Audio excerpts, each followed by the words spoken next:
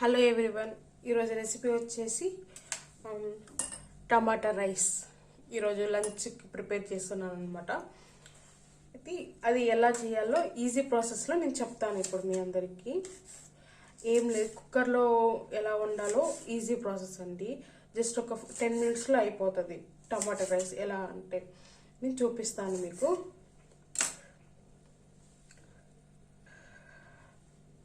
First of all tomato rice కావాల్సింది ఏమేమి అంటే ఉల్లిగడ్డ, టమాటా, కరివేపాకు, పచ్చిమిర్చి ఆప్షనల్ అండి.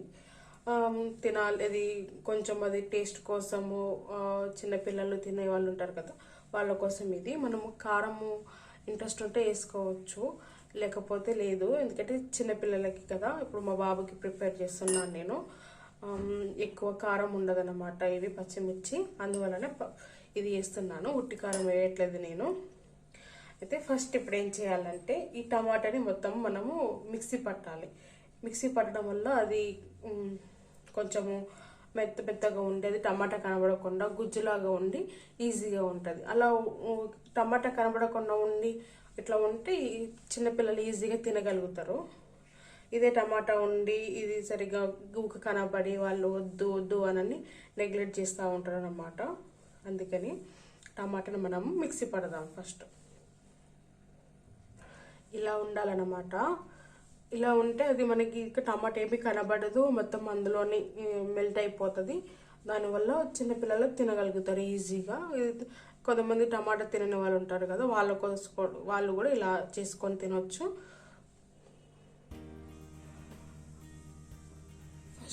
ఫస్ట్ కుక్కర్ పెట్టుకొని మనము పొయ్యి వేసుకొని కొంచెం ఆయిల్ పోయాలి. మనకి రుచి తగ్గ నేను కోకోనట్ ఆయిల్ వాడతానండి. ప్రజెంట్ అయితే ఇప్పుడు ఇంట్లో అదే వాడుతున్నాము.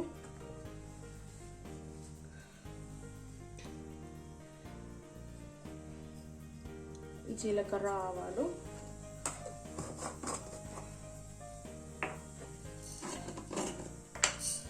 శనగపప్పు ఆప్షనల్ అండి. ఇష్టం ఉంటే వేసుకోవచ్చు, ఇంట్రెస్ట్ లేదు అనుకున్న వాళ్ళు ఇగ్నోర్ చేయొచ్చు. కాకపోతే శనగపప్పు వేస్తే కొంచెం టేస్ట్ బాగా వస్తుంది, ఫ్లేవర్ అనేది బాగుంటుంది.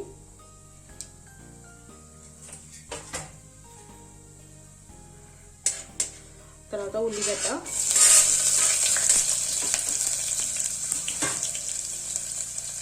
పచ్చిమిర్చి,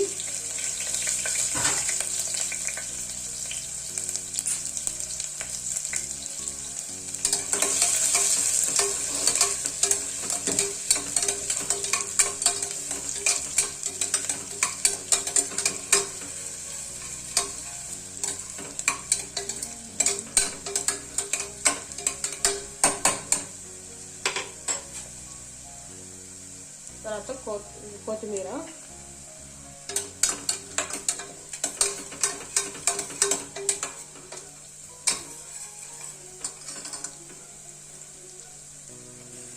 ఇవి ఏగాయి కదా. ఇప్పుడు మనం పసుపు వేసుకుందాము.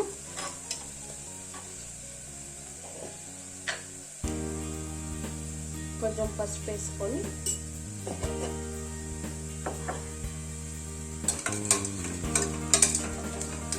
ఇప్పుడు మనం టమాటా గుజ్జు వేసుకుందాం. ఇప్పుడు ఇందాక మిక్సీ పెట్టాము కదా, దాన్ని వేసుకుందాం. దాన్ని వచ్చి కొంచెం దగ్గరికి అయిన వరకు చేయాలి.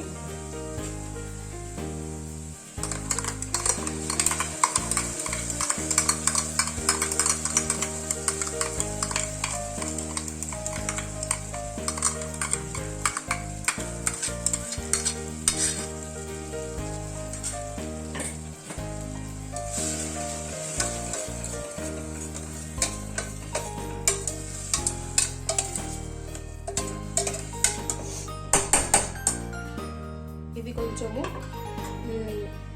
దగ్గరికి అయ్యేంత వరకు చేయాలన్నమాట. ఇది వేగాలి, పచ్చివాసన అంతా పోయేంత వరకు మనం ఉంచుకోవాలన్నమాట.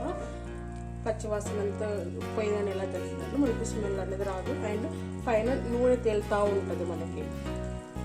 అండ్ కొంచెం దగ్గరికి అవ్వాలి. అది కొంచెం దగ్గరికి అయ్యి తర్వాత నూనె సైడ్కి వచ్చినాక అప్పుడు మనము వాటర్ పోసుకొని అప్పుడు ప్రిపేర్ చేసుకోవాలి.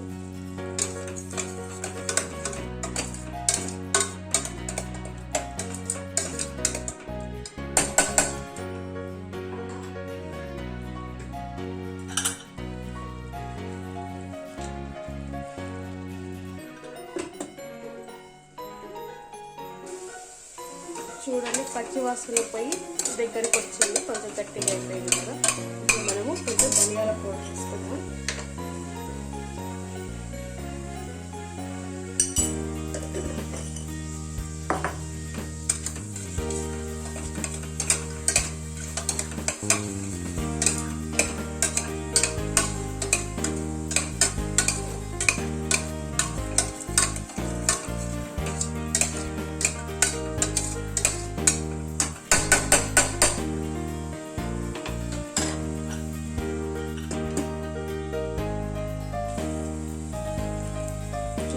దగ్గరికి వచ్చింది, నూనె బయటికి వచ్చింది కదా.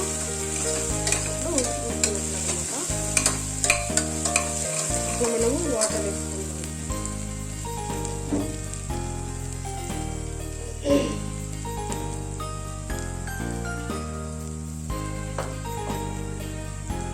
వాటర్ నేను 1.5 గ్లాసు బియ్యం తీసుకున్నానండి. ఆ 1.5 బియ్యానికి నేను 2 గ్లాసెస్ మాత్రమే తీసుకుంటున్నాను. కుక్కర్లో ఏంటంటే ఇప్పుడు దాకా మనం నానబెట్టాను కదా, అందుకని నేను ఓన్లీ 2 గ్లాసెస్ తీసుకుంటున్నాను వాటర్.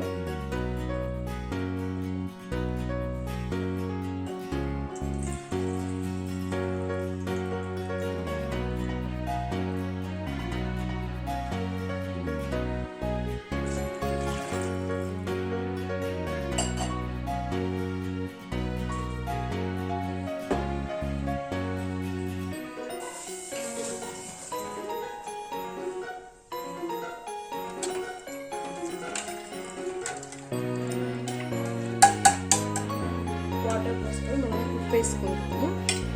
ఉప్పు వేసుకున్నాక తర్వాత మనం రైస్ వేసుకొని మూత పెట్టేసుకొని ఓన్లీ జస్ట్ 2 విజిల్స్.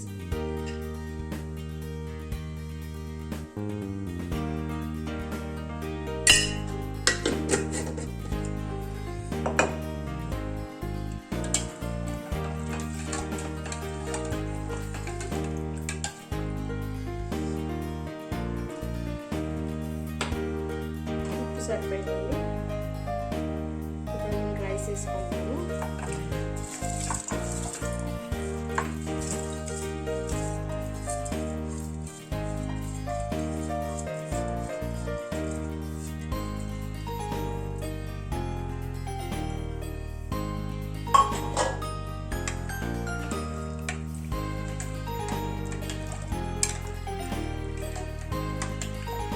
కలుపుకున్నాక ఇప్పుడు మనము మూత పెట్టేసుకొని 2